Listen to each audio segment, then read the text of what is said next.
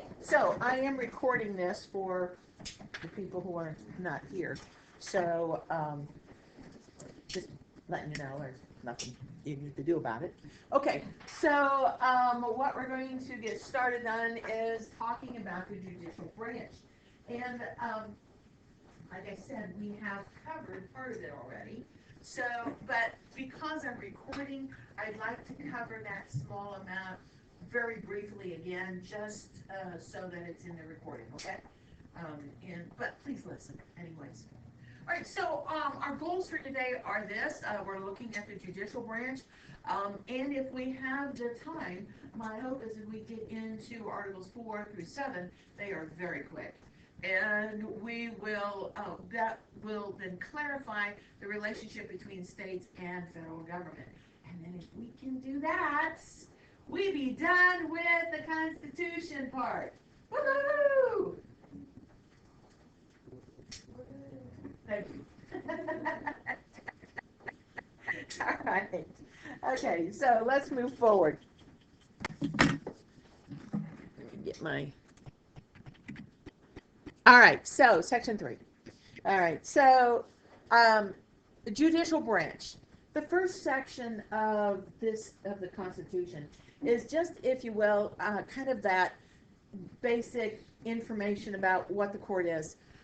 It stresses the fact that there is one Supreme Court, and in fact, like I said before, this is the only court named in the Constitution, even though it talks about that Congress can make additional courts as they deem necessary, which is that second part there. Congress can establish those courts, but Supreme Court's the only one that they actually mention. They also say judges will be paid. I'm sure they were very happy about that. And then finally, judges are given life tenures, subject only removal by impeachment, meaning these guys can stay until they die or choose to retire. But they do not have to worry ever about losing their job because they're doing something that the president doesn't like. They are going to, or Congress or the people don't like. They are there and they're there to stay, as long as they wish to stay. All right, so that's Section 1, just that basic information. Now, Section 2, we're going to get into one of the more important duties of the judicial branch. Let me scroll that up. Okay. Now, the power of judicial review is assured or guaranteed, if you will, by the Supreme Court in the case of Marbury versus Madison in 1803. Now, I'm pretty sure we haven't talked about this yet, right? Thank you for that response. Okay, so the crux of the matter, the basic idea here is that the courts, Supreme Court in particular, gets to decide if a law is constitutional or not. Right? That's the meat of it. Right? But I want to show you a little bit of a very short video, which kind of describes how this all came to be. Because in fact, in the Constitution, it just sort of mentions it, but it doesn't really spell it out. And what happened is the court had to take action to be sure to clarify this. So the clarity of judicial review came as a result of a court decision. And so I need that, and that's important. And in fact, almost every single end of course test that I've been able to just glance at has a question about Marbury versus Madison.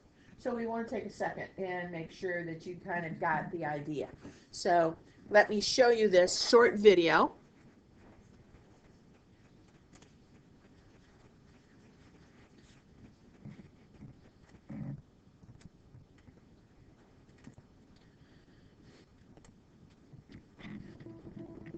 When there's a clash between a law of Congress and the Constitution, who gets to decide what's constitutional? The answer, now, is the Supreme Court, thanks to the principle of judicial review. What is judicial review, you ask? It's the ability of the federal courts to review congressional laws. Actions taken by the president and laws and actions of the states for constitutionality.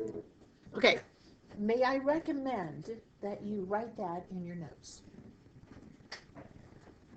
Okay. Good. So,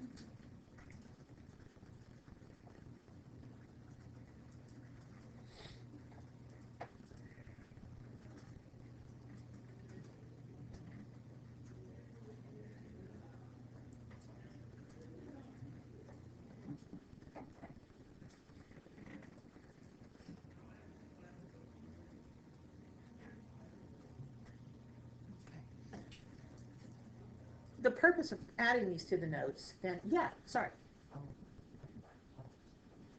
No, really?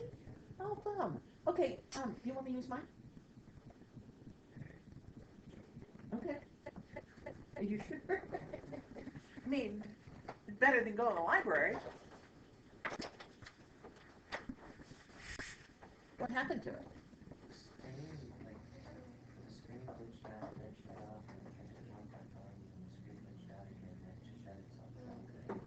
Yeah, definitely. Send that to Mr. Ford. Okay. There you go. Okay, I'm going to talk about this. You can listen while I'm talking about it.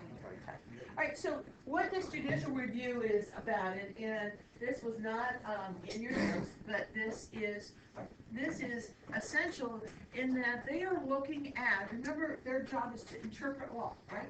So their job is to look at congressional laws that Congress made. Remember, the president, what can he do that makes law? What was that? What was the term? We talked about it yesterday, or Monday. An executive, not decision, but it's similar. Order. An executive order, which is the same thing as law. You need to know that. That I will test you over. Executive orders, which the president can make, same thing as law, court can review. And then finally, laws and actions of states for constitutionality. We haven't really looked at that yet, but this is the other part of that is essential in judicial review. So that note is extremely important. Okay. Okay. So. Pardon me, excuse for the interruption. At this time, I need the following students at the library, please, for testing. Haley Childers, Hannah Cunningham, Sarah Norton. I apologize. These students need to go to Mr. Brackman's room. Haley Childers, Hannah Cunningham, Sarah Norton, Zach Grimes, Jonah Hearn, Dallas Smith, Peyton Ward, Jeremiah Couch, Dawson DuPont, Dalton Smallwood, Aiden Zerwell, Madison Zakar Smith. That's a lot in that one little room. Thank you.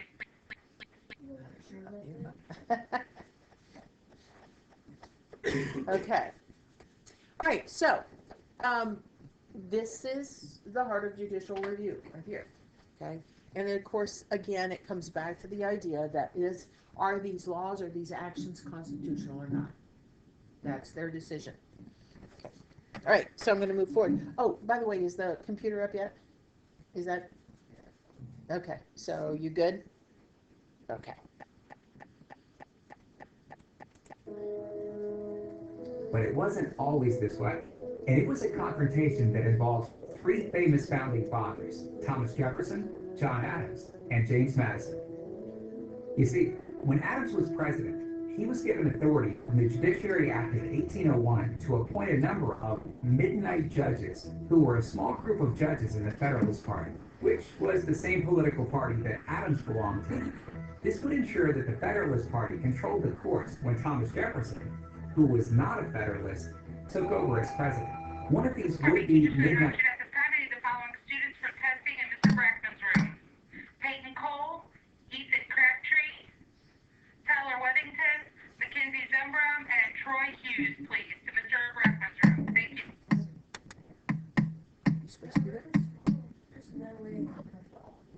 Oh yeah, exactly. In that room. Agree.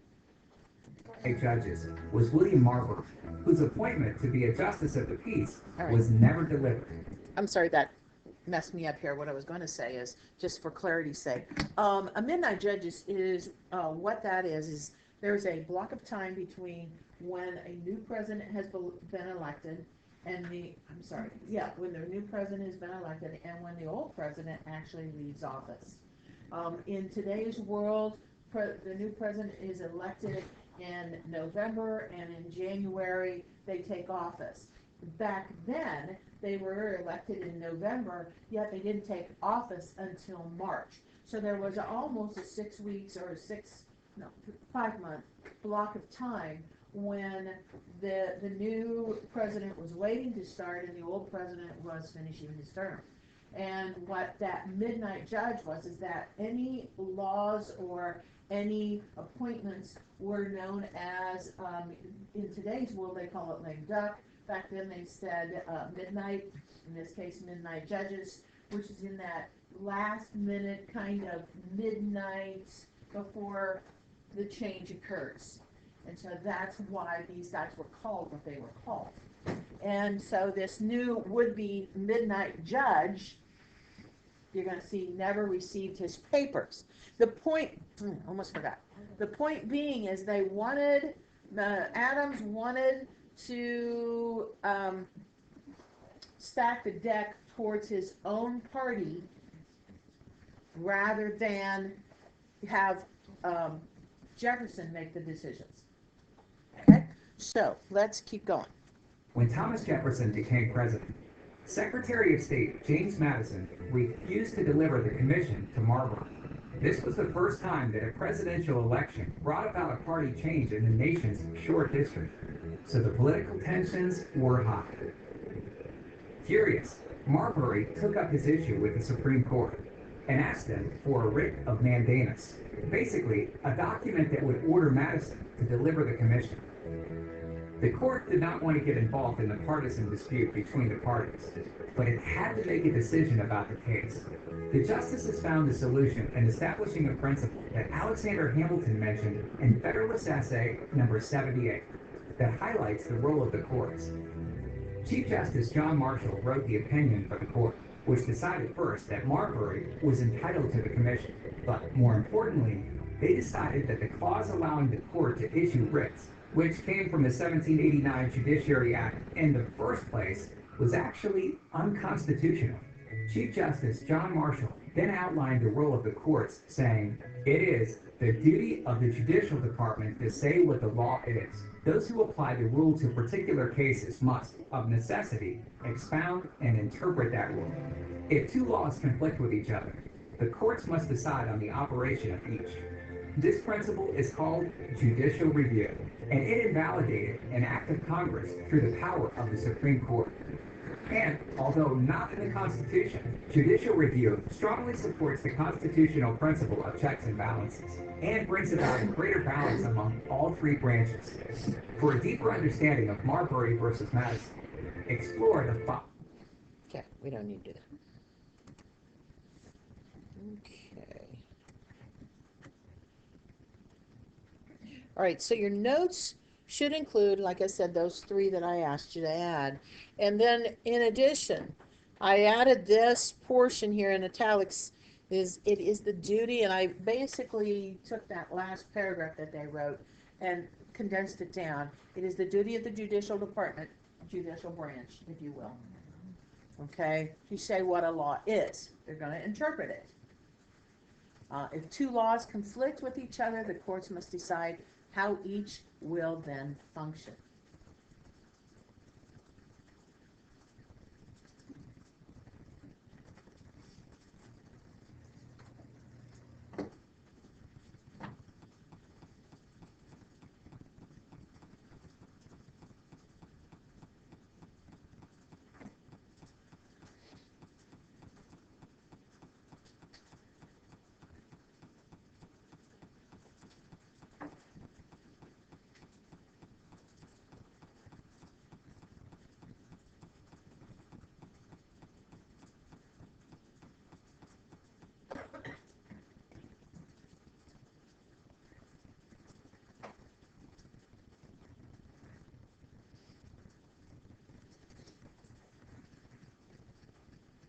Okay, just a quick side note on this. Most congressmen, their job before they became congressmen was what? Now, not all, but most. Many. What do you think most of them were? Any guesses? They were lawyers. Okay, lawyers. And with that comes a lot of what's known as legalese, lawyer talk. And when they write laws, they often speak in a language that most common people don't know.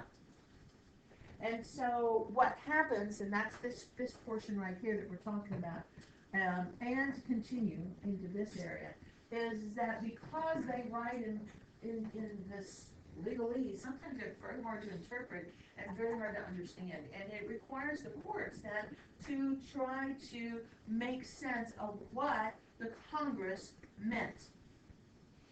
Because what happens is, they make these laws and out they go to the world, and they think they're going to mean one thing, and stuff happens and requires a court case of some sort. And in the process then, it's their job to tell what that law means. They need to interpret. So if two laws conflict with each other, the courts must decide how each will function, how each will work. And in some cases, they'll throw them out.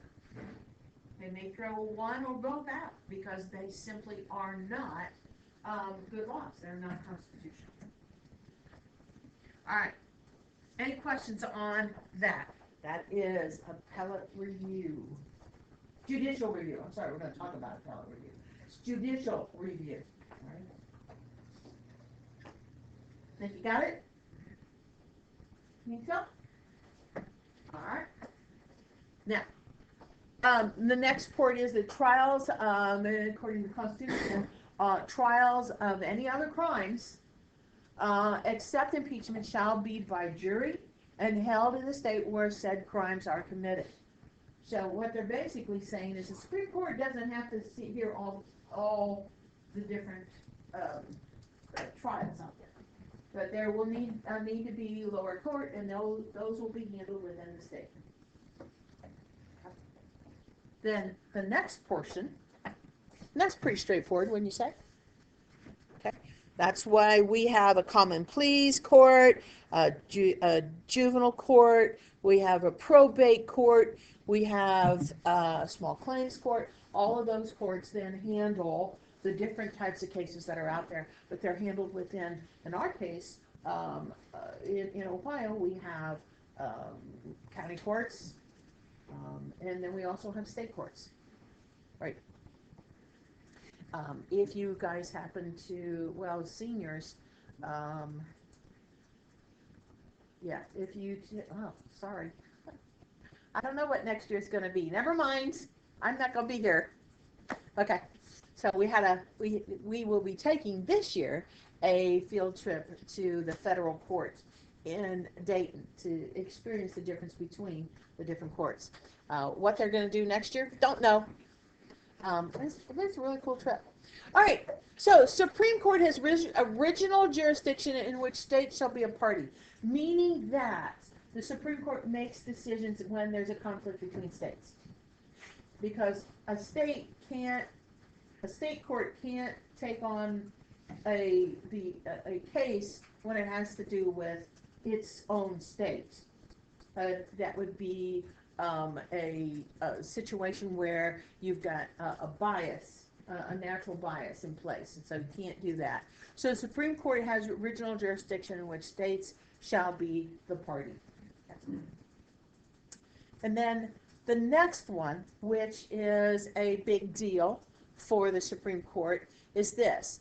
The Supreme Court also exercises what's known as appellate review. That is the right to review decisions of lower federal or state courts. Okay. And you'll notice out to the side, there's this word called appeals. Now, in the newspaper, in the news, you often hear about an appeal. Does anybody want to describe what an appeal is? Do you know what an appeal is?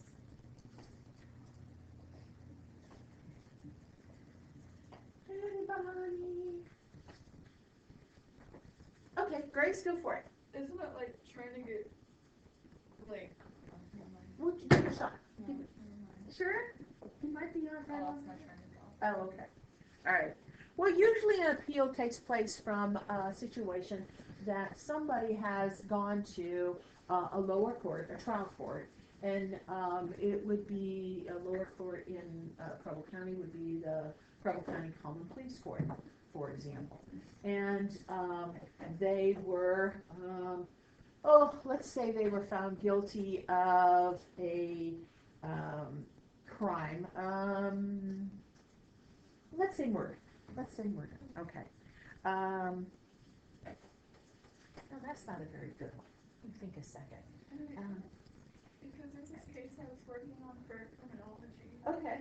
It was a Slender Man stabbing case. Oh yeah. Happened The in- the little girls who did that. Yeah. Yeah, and one of the girls was trying to appeal her sentence. That Okay. was set at the beginning of the year. Okay. You guys know about the Slenderman case? Yeah. Have you all heard? That's a perfect one, because most of you have heard about what happened. Anybody not know? So, okay. A few of you. Oh, okay. All right. Well, you might probably tell the story better than I. Yeah. Okay. So listen to Grace as she tells you what happens here. So basically, there was these two girls who were infatuated with the fictional creepypasta Carrie. How old were they? They're like 12. 12. They weren't very old. 12, 13, I think, Yeah. right? Yeah. Okay. And Slender Man, obviously, and they thought that if they were to kill one of their friends, they were going to become one of Slender Man's sidekick, you know. Okay. And Kids? Yeah. yeah. And so they take their friend out into the woods and they stab her. Well, in the stabbing, they stab her like I don't know how many times. It was a lot. Yeah, it's crazy, man. The girl is still alive, but the one got sent to a mental hospital. Uh-huh. Actually, they both got sent to a mental hospital, from my understanding, and they still have a lot of trials. Yeah. When did this happen? It's been 3 or 4 years ago now, hasn't it? Yeah. Yeah, it's passed, but yeah, that's a good example where if somebody, the court has made a decision, and they've gone through the trial, the court has made a decision, and excuse me,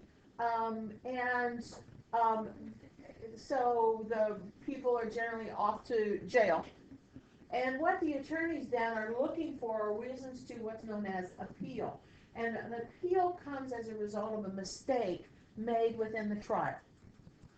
It could be that the judge made a mistake when he, sorry, I have a lot of stuff in my throat.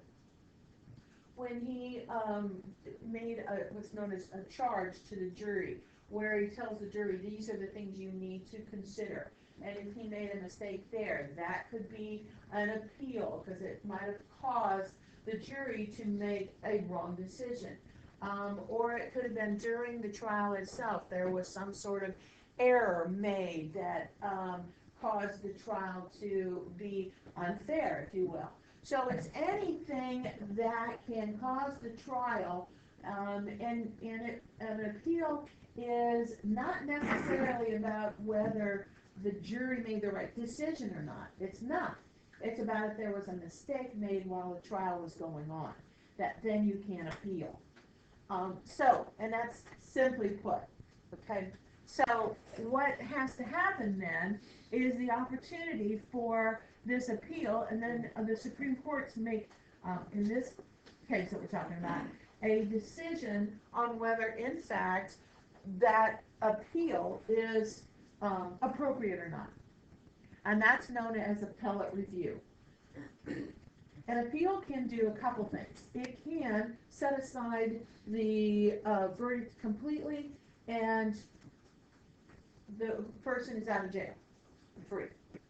Or an appeal can say, you gotta retry it, you gotta redo it. And so it sets it down, that's what they call it, sends it back to the original court, and the original court will go again.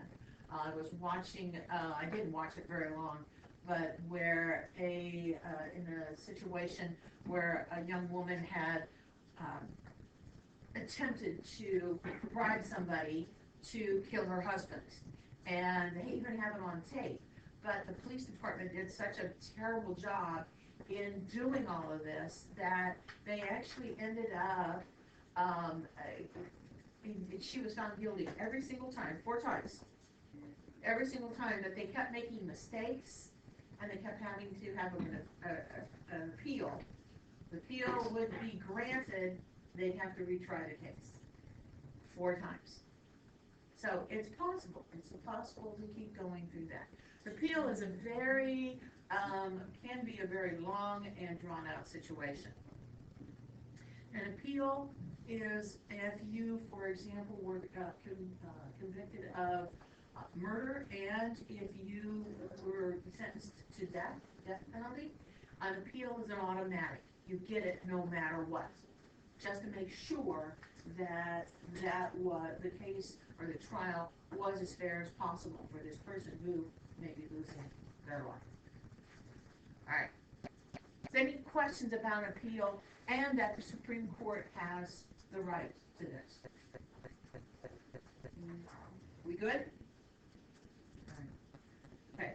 Most of the cases heard by the Supreme Court tend to be this. They tend to be. The Supreme Court gets thousands upon thousands of requests, over 10,000 a year. That was one estimate I heard a long time ago. It's probably way more than that now. They hear only about 150 cases a year. That's all they can do. Most of the requests are not granted. They are simply either ignored or dismissed. But those lucky few have the right then to present their case in court. All right, so the next part then is anyone accused of a crime has a right to a trial by jury, except in the case of impeachment.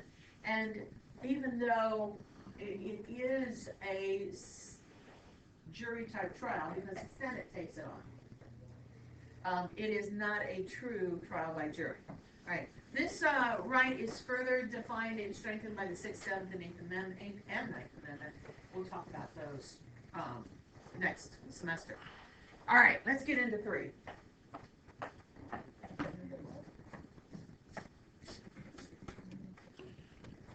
All right, clause 3. This clause limits Congress's ability to define treason or set its punishment as a means of preventing political offenders from being charged as traitors. At least 2 witnesses must testify in court that the defendant committed a treasonable act. The purpose of this right here is to make sure that Congress cannot just define treason any which way they want.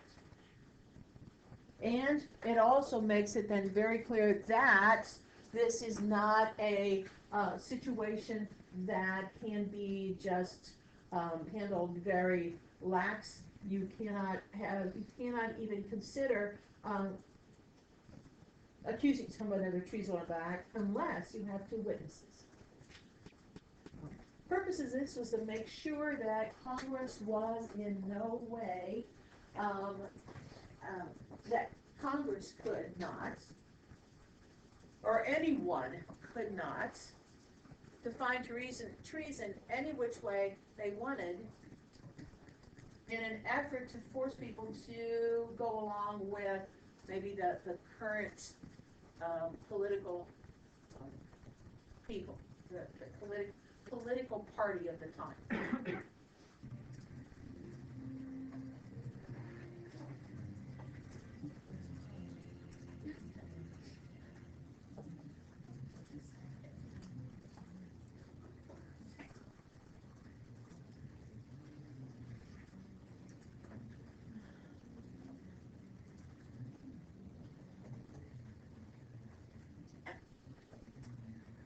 Okay, so have we finished Article 3? Yeah? Whee! All right, so what do you think I need you to do? Turn them in, upload them. You betcha. Upload it now.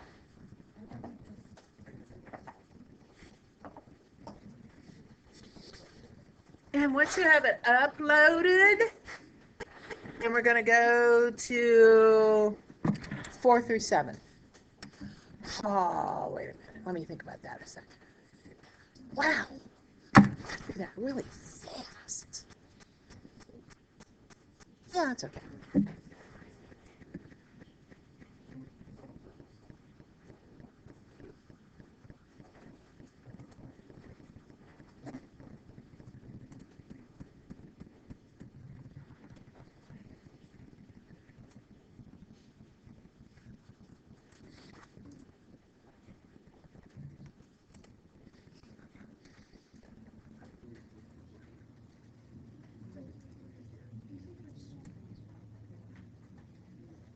So what is that girl appealing her case on? Based on what? Well, I was on the site actually right now on BBC. It says she stood trial for first degree Murder. intentional homicide. Okay. So like she's arguing that when she agreed to be interviewed, she didn't understand what right she's been given. Okay. All right. Yeah. So, gotcha. I see exactly what's going on. I mean, it happened in 2014. Okay. Oh, gee, it's almost 5 years ago. Wow. Yeah, and they were working on it at the beginning of this year. Okay. Yeah, I had heard that. All right. Okay, let's see here.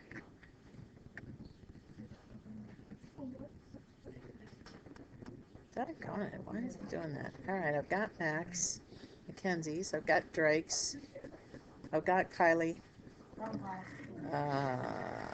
Looks like I've got, oh, darn, this is hard to read.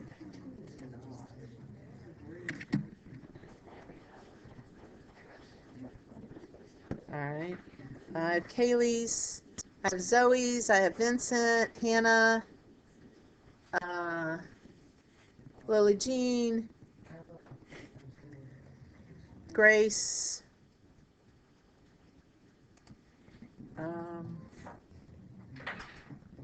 Daytona, Tanner. Oh, wait. I've got the wrong thing here.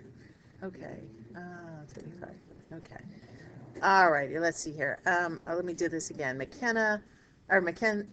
Mackenzie, Kaylee, Zoe, Vincent, Lily Jean, Thomas and Egers, Grace, Zach's not here, Brandon Egers, Michael, got it, Cameron's not here, Daytona I have, Tanner I have, Paige, Melanie Egers, Caleb. Okay, let me hit again. Is that showing up, Melanie? Do it again. All right. Caleb, I have yours. Jacob, I need yours. Stella, got yours. This isn't here. Joey, I have. Phelan, I have. Caleb, I have. All right, let me see. Yeah, I'll check them again. All righty, let's see here. You got it now, Melanie. Okay, still waiting on yours, Jacob.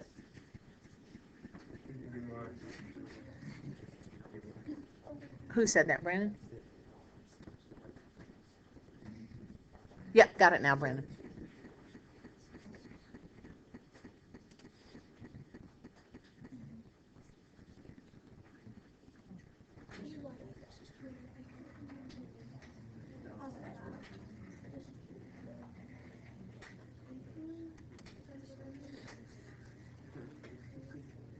Jacob, you're my last one.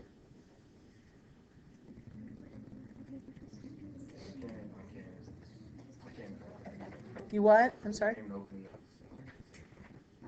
right. Okay.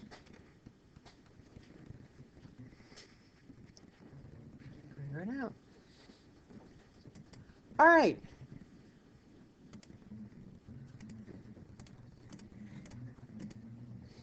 Okay.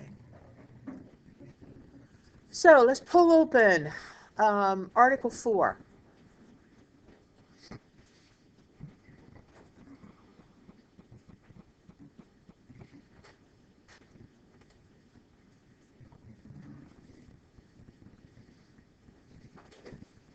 Okay.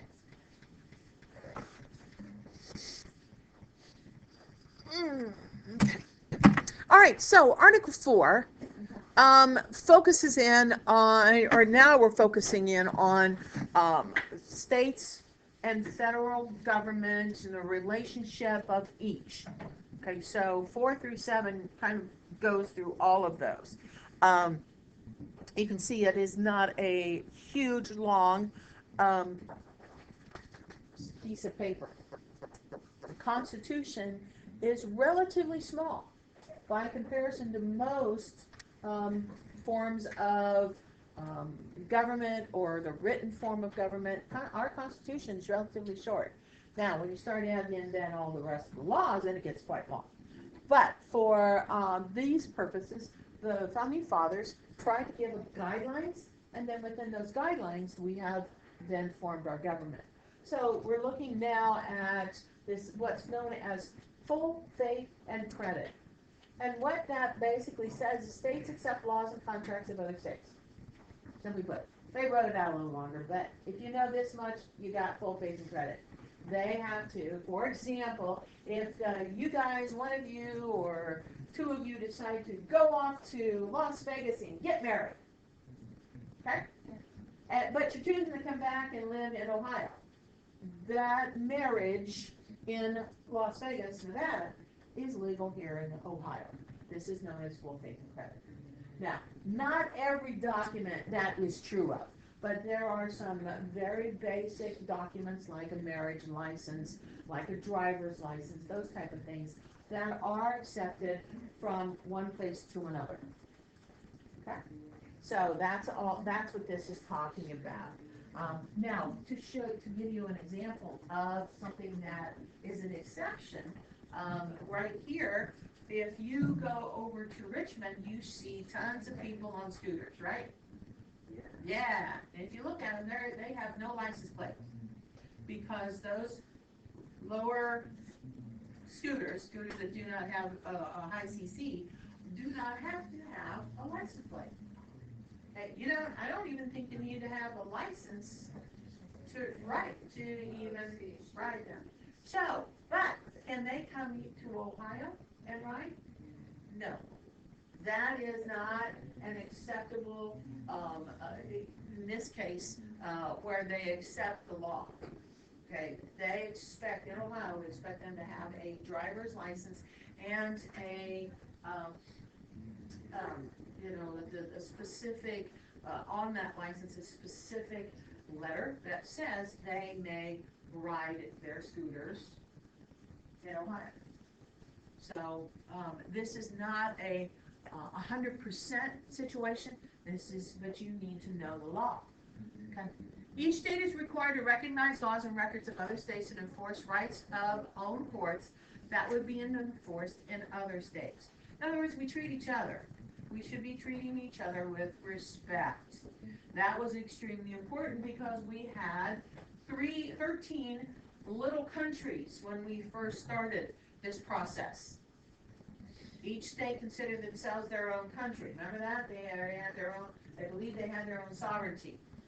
And it took a while for the process to finally get to the point where, okay, federal government here, states work together, and then work together with the federal government.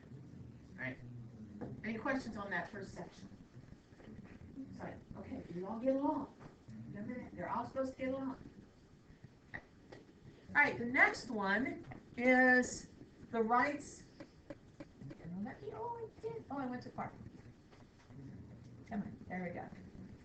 There we go. Rights and responsibilities of U.S. citizens are the same in all states.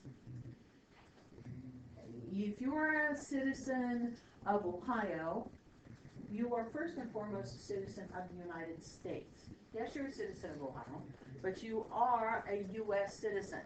States must treat citizens of other states equally without discrimination. Okay.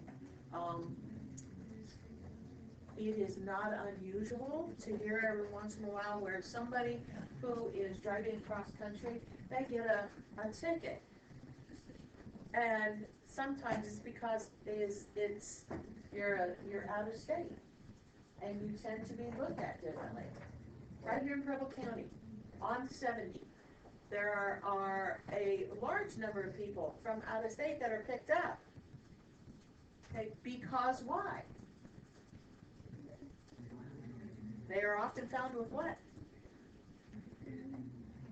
Yeah, drugs or some sort. Yeah. The Preble County is famous for being a county in which they are many the people traveling 70 transporting drugs are picked up. Okay. Fugitives, then if you, and what this basically means is if you commit a crime and run, okay? Yeah. If you commit a crime and run away, trying to get to another state, the fact is that fugitives must be returned to the state demanding custody. And this is known as interstate extradition. So you commit a crime, run to Texas, and you hope then that they won't find you. And there's a chance they won't. Because let's face it, there's a lot of stuff that might be more important. If, for example, you drove off not paying for gasoline. Shame on you. You know, are they going to make it a statewide or a nationwide manhunt looking for you? No. Now, if you rob a bank, you think they're going to make it a nationwide? You betcha. Because that's a federal crime. But if all you're doing is, stealing a little gas, shame on you for doing that, but they probably may not be looking for you. However, most people, what happens here is most people, when they commit a crime and run away, and maybe think they got away with it, then they commit another crime, they get caught, and then they communicate that to Ohio or wherever, and Ohio says, let's bring them back. And so the states, in most cases, will agree to that. Okay. All right. Section, or any questions on that? That is interstate extradition, moving one fugitive from one state to another. Okay. All right, Section 3. This is all about admitting new states to the Union. Each new state will be admitted as equal to those states already in the Union. That's straightforward. Makes sense, doesn't it? Okay. If you are new, Hawaii, Alaska, they needed to be treated exactly like Massachusetts or Virginia because they are now states. They should be treated exactly the same. No state may be formed from another state without permission. Okay, an example of that was Virginia, um, prior to West Virginia being formed, um, they did that with permission, but they would not, if without permission, that could not have happened. So you can't break up another state to suddenly decide. There is an active movement in California for Northern California to secede from Southern California. They are very different. And this is the upper portion of California does not like the southern portion. One is more conservative, the other is more liberal. They don't like each other. Yeah, and so, and there's an active movement. You'll see if you travel out to California, you'll see every once in a while a bumper sticker, secede from California, something like that. So, okay, so Congress also governs any acquired territories such as Puerto Rico, the Virgin Islands, Guam, American Samoa, and basically Congress governs all public lands. So, in other words, if you're not a state but you are part of us, Congress still can control and own you, okay? Right.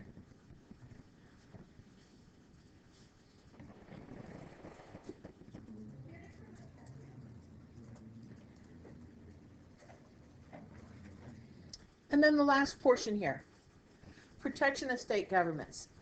This guarantees a state a Republican form of government. Now, this is all about republicanism. This is not about Republican Party. Republicanism. Do you remember what republicanism is?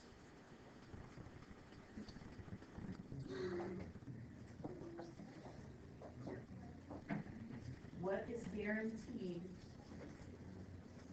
by a Republican form of government? You get to do what? Vote for what? Your representative. Yes, your leaders, your representatives, which would of course include the president, yes. Not limited to. Okay, so does everybody remember that? Republicanism is all about being able to vote for your leaders, your representatives. Okay, I maybe would put a little note there. Okay, why are we not doing anything? Because, okay, you should have been, you did say that, but you didn't say your computer was completely down. Okay, then, do you think you just don't need to be here then to have this class?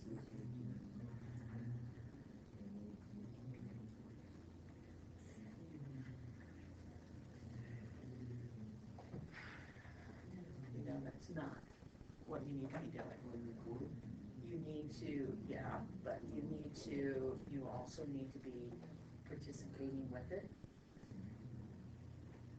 Okay, protection of state governments, all right. So, shall protect states against invasion. That what this means is the government shall protect the states against invasion and on application domestic violence. Now, let me note here that the idea of application, a state has to request the federal government to help them. Federal government cannot just arrive on the state's border and basically come rolling in to the state and say, we are going to do this and this. They must wait for the state government to ask for their help. Now, let me give you an example of this. You guys remember Katrina, or have you heard about Katrina? Right, Katrina, all right. One of the big, just outrageous amount of flack that President Bush took because he did not send troops into Louisiana, into New Orleans to help. They just blasted him for that. But the problem was, and he was right, they had to wait for Louisiana to request, and they never did. The governor never requested help from the president. He cannot go unless they ask for help. And the governor and the mayor of New Orleans just waited for the government to show up, when in fact they couldn't show up until they requested. And so the news media just blasted President Bush for not sending help. He couldn't. By the Constitution, he could not. That never was fully produced by the media, which is an example of how the media screws it up sometimes. Okay, so, but it's important that this is true, that they cannot send without permission or request. So that is a very important thing.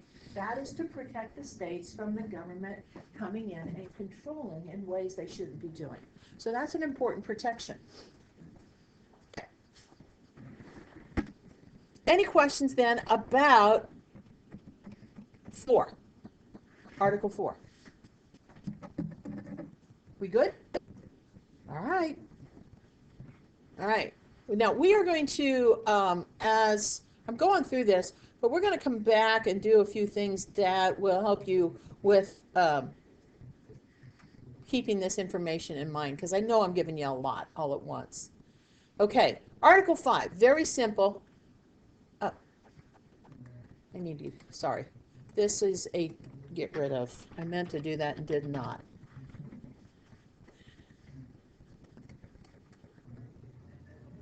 I don't want that there at all.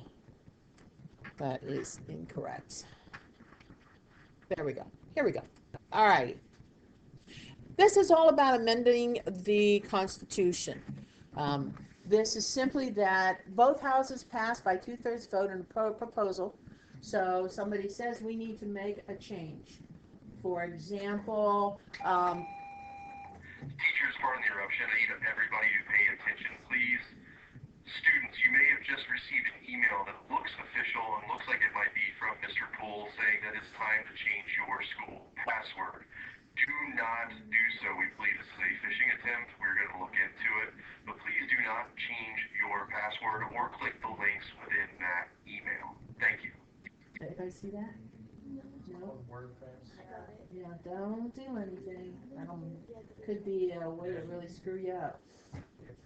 It's nice anyways, like, be careful. Yeah, good, good. All right. Okay, so, for example, Amendment 13 is the ending of slavery, right? So in order for this to happen, both houses had to say, we need to end slavery. And so both houses had to vote by a 2/3 majority to make this proposal, okay, to the Constitution. And basically it says, once that happened, then the states, now you got to remember that the southern states weren't part of the United States at that point, but then the rest of the states, northern states, did vote for and pass that amendment, making then slavery, or ending then slavery. So this was sent to the states. They had to vote yes for it, and they could do that either through the legislature or by a convention in the states. Most, in today's world, most amendments are sent to the people to vote on. And periodically, doesn't happen very often, but periodically we will get an amendment to the Constitution, and then you get an opportunity to vote one way or the other for it. An amendment has to be ratified, or is ratified when 3/4 of the states approve. Okay? So, in other words, let's see, what's 3/4? 40 something or other? What would be the number of states? We have 50 states. What would be that? 42 states? 40? I don't know. Whatever 75% is of 50. Okay. Great. Well, 35, 40. What is it? 35, 40. Yeah, somewhere in there. I don't know. Okay. Any questions on this? Straightforward. 3/4 of the states have to approve. 2/3 of the Congress has to agree on it. All right. It is not an easy process. We have, anybody happen to know how many amendments we have in the Constitution? No? One, no, we got more than one. 27, very good. 27 amendments, yes. All right. Article 6, this is the supremacy clause. Big deal.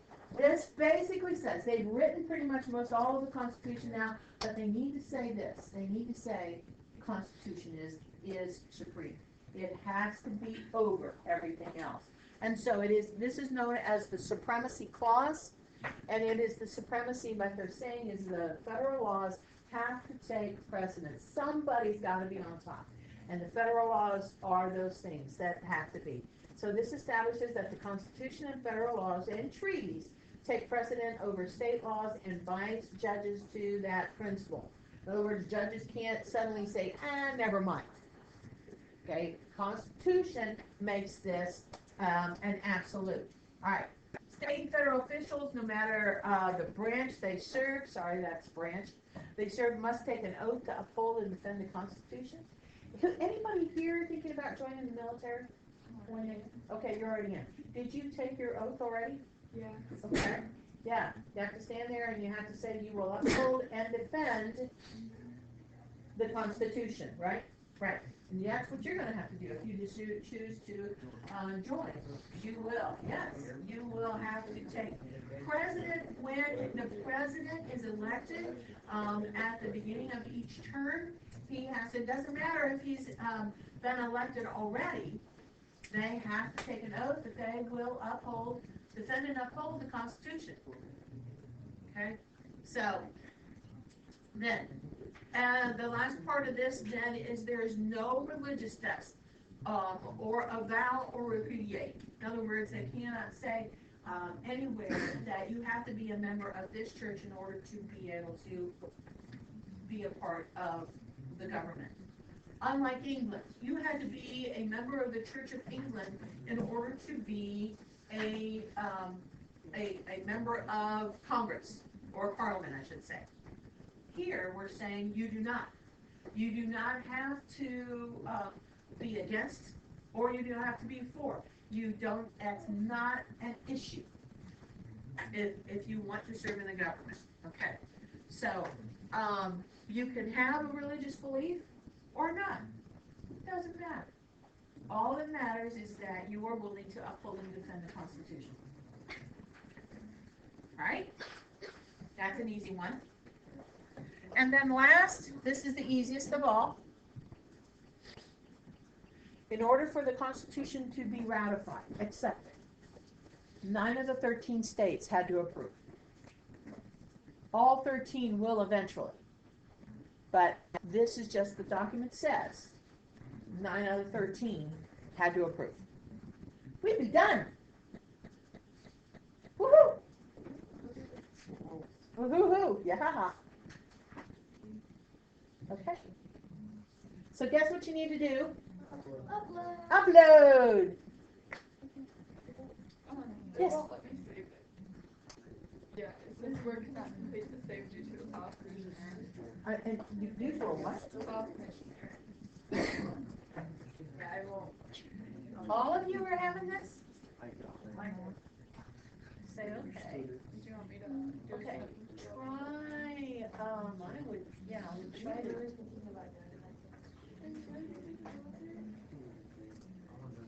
Go to, do a save as. Okay. Because there's a voice in the end. Because of you. We're all gonna get it, we're gonna find the other. Where's the lot? Yeah.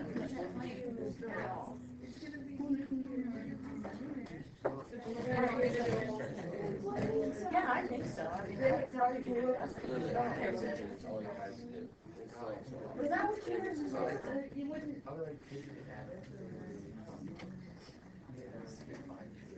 Oh, you're doing something else. Is that what was? His computer was that one. Their computer just didn't work. It wasn't this thing. Okay. All right, make sure you get that cool. All right. Was anybody else? Did anybody else have trouble saying? No? Okay, so that was just yours. All right. All right, make sure you send it to me. All right. Okay.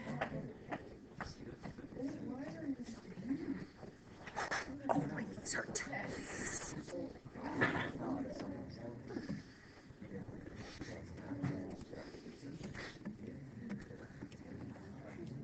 Okay, now there it is. Okay. What I would like for you to do. Oh, okay, that's that. All right. There are 4 questions here. What I would like for you to do is to pull up a Word doc and answer these 4 questions.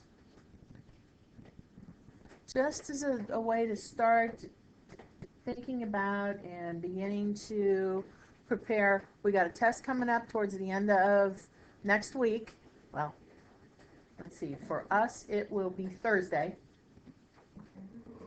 So we are going to do work on some review things for Thursday on Friday and Tuesday for the test on Thursday. Is everybody hearing me on that? Test on Thursday. Study guide Tuesday? Yeah, I will have a study guide for you Friday. I'll have one for you Friday. But we're going to do some things too beyond just that. But here's what I want you to do right now. See what you can do. And actually, guys, you know what? Just write that on a sheet of paper and turn it in. You don't have to do it on computer. Just write it on a sheet of paper.